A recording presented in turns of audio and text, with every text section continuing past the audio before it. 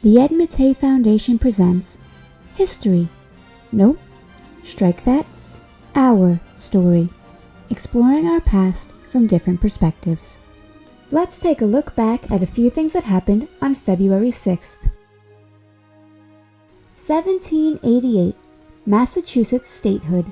Although Massachusetts had been founded as the second colony of the New World back in 1620, when a couple of pilgrims landed on a big old rock, it would be the sixth colony to become a U.S. state when, on February 6, 1788, it ratified the U.S. Constitution. Massachusetts does have some bragging rights when it comes to being first, though. The first public park in what would become the United States, Boston Common, was established in 1634. The first public school, Boston Latin, was founded in 1635, and Alexander Graham Bell made his first telephone call in Boston in 1876. And did you know the chocolate chip cookie was invented in Massachusetts?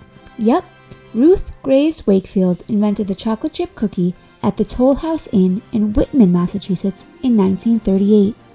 She was actually trying to make a completely different cookie and used Nestle chocolate chips in the dough. Ruth would go on to sell her recipe and the Toll House name to Nestle for $1 and a lifetime supply of chocolate.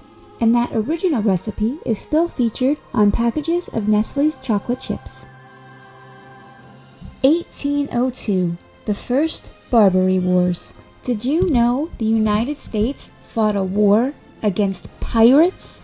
Yep, in 1801, Tripoli declared war against the United States because the United States wouldn't pay their pirates. So, on February 6, 1802, U.S. President Thomas Jefferson declared war on Tripoli and ordered the U.S. Navy to attack the North African Barbary states, which included Algiers, Tunisia, Morocco, and Tripoli. It would be during this war, in 1805, at the Battle of Derna, that the U.S. Marine Corps would fight its first battle on foreign soil, inspiring the line in the Marine Corps hymn, "From the halls of Montezuma to the shores of Tripoli, we fight our country's battles in the air, on land, and sea." 1935, Monopoly sold.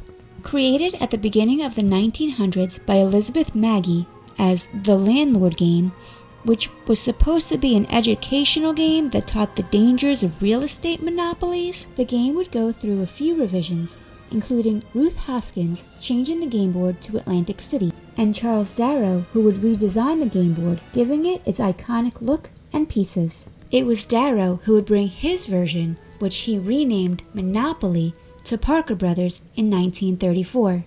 They would reject it that first time around, but in 1935 they accepted, and on February 6, 1935, they began selling Monopoly. Since then, they've sold 275 million games worldwide. It's available in 111 countries and 43 languages.